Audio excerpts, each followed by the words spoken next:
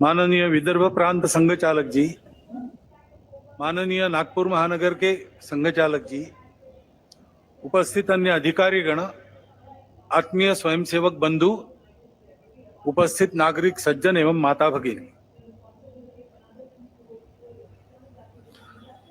इस वर्ग के समापन के कार्यक्रम को प्रतिवर्ष हम लोग देखते हैं। इस बार विशेष योग बना है।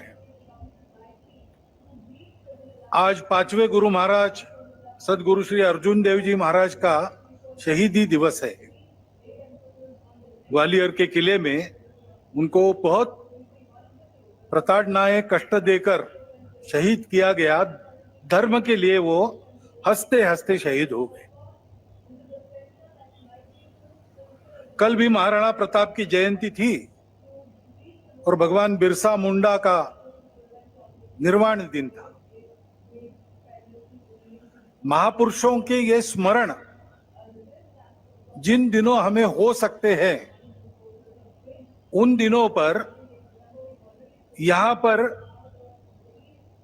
देश हित में अपने आप को योग्य बनाने की साधना करने वालों का उपक्रम देखना और उनके साथ कुछ राष्ट्र के विचार में सहयोगी होना, ये मैं मानता हूं हमारे लिए अत्यंत शुभयोग है। क्योंकि बाहर तो वातावरण दूसरा है। चुनाव संपन्न हुए, उसके परिणाम भी आए, कल सरकार भी बन गई, ये सब हो गया, लेकिन उसकी चर्चा अभी तक चलती है। जो हुआ वो क्यों हुआ, कैसे हुआ, क्या हुआ,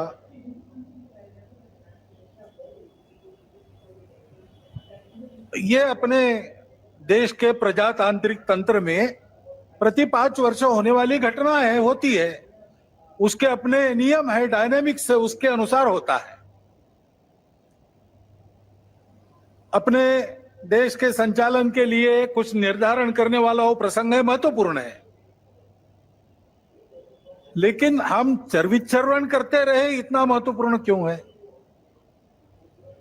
समाज ने अपना मत दे दिया, उसके अनुसार सब होगा। क्यों कैसे, इसमें संघ के हम लोग नहीं पढ़ते। हम अपना कर्तव्य करते रहते, लोकमत परिष्कार का प्रतिवर्ष करते हैं, प्रति चुनाव में करते हैं, इस बार भी किया है। बाकी क्यों हुआ क्या हुआ इस चर्चा में पढ़ते नहीं, क्योंकि आज ही कल ही आदरणीय सत्यप्रकाश महाराज जी ने हमको एक वचन बताया कबीर जी का। सार रूप में हम लोग उस प्रकार से विचार करते हुए इन सब बातों को देखते हैं। निर्बंधा बंधा रहे, बंधा निर्बंधा होई, कर्म करे करता नहीं, दास कहाए सोई। जो सेवा करता है, जो वास्तविक सेवक है, जिसको वास्तविक सेवक कहा जा सकता है, उसको कोई मर्यादा रहती है, वो मर्यादा से चलता है। काम करते सब लोग हैं, लेकिन कार्य करते समय मर्यादा का पालन करते हुए उसको करना। जैसा तथागत ने कहा है, कुशलस्य उपसंपदा, अपनी आजीविका, पेट भरने का काम सबको लगा ही है, करना ही चाहिए। अपने शरीर को भूखा नहीं रखना है, परंतु करते समय कुशलस्य उपसंपदा है, कौशल पूर्वक। यानी उपजीविका के कार्य में उत्कृष्टता जैसे उस शब्द से निर्दिष्ट होती है, वैसे ही वो कार्य करते समय दूसरों को धक्का नहीं लगना चाहिए, ये मर्यादा भी उसमें निहित है। तो ऐसी मर्यादा रख के हम लोग काम करते हैं। काम करने वाला उस मर्यादा का ध्यान रखता है। वो मर्यादा ही अपना धर्म है, वो मर्यादा ही अपनी संस्कृति है, जो महाराज जी ने अभी बहुत मार्मिक कथाओं से थोड़े में बताई, पूरी बताई। उस मर्यादा का पालन करके जो चलता है वो कर्म करता है, लेकिन कर्मों में लिप्त नहीं होता, उसमें अहंकार नहीं आता कि मैंने किया, और वही सेवक कहलाने का अधिकारी रहता है। ये उक्ति कल जब उन्होंने सुनाई तो मेरे मन में आया कि अपना विचार क्या है, संघ कैसे चलता है, उसको बताने का दूसरा कौन सा उपाय, सरल उपाय में यही है। 4 पंक्तियों में संघ की वृत्ति ध्यान में आती है, क्योंकि इन बातों में उलझे रहेंगे तो काम रह जाएंगे। और चुनाव प्रचार की या चुनाव में जो होता है उसकी बात ऐसी है, वास्तव में तो प्रजातंत्र की अनिवार्य आवश्यक प्रक्रिया है और उसमें 2 पक्ष रहते हैं, इसलिए स्पर्धा रहती है। स्पर्धा रहती है तो दूसरे को पीछे करने का, स्वयं को आगे बढ़ाने का काम होता ही है, होना ही चाहिए, परंतु उसमें भी एक मर्यादा है, असत्य का उपयोग नहीं करना। चुने क्यों जा रहे लोग? संसद में जाएंगे, बैठकर अपने देश को चलाएंगे, सहमति बनाकर चलाएंगे। हमारे यहां तो परंपरा सहमति बनाकर चलने की है।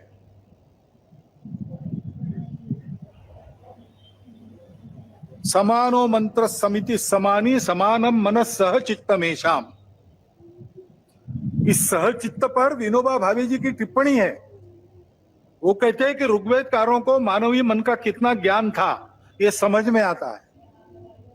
सब जगह उन्होंने सम कहा है, समानो मंत्र समिति समानी समानम मना, लेकिन चित्त के बारे में सम नहीं कहा, क्योंकि प्रत्येक व्यक्ति का चित्त मानस अलग अलग होता ही है और इसलिए 100% मतों का मिलान होना संभव नहीं है।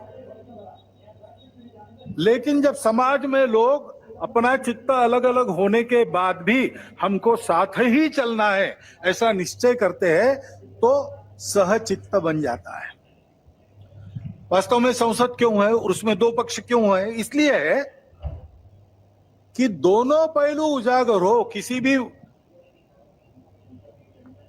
सिक्के के 2 पहलू रहते हैं, ऐसे किसी भी प्रश्न के 2 पहलू रहते हैं।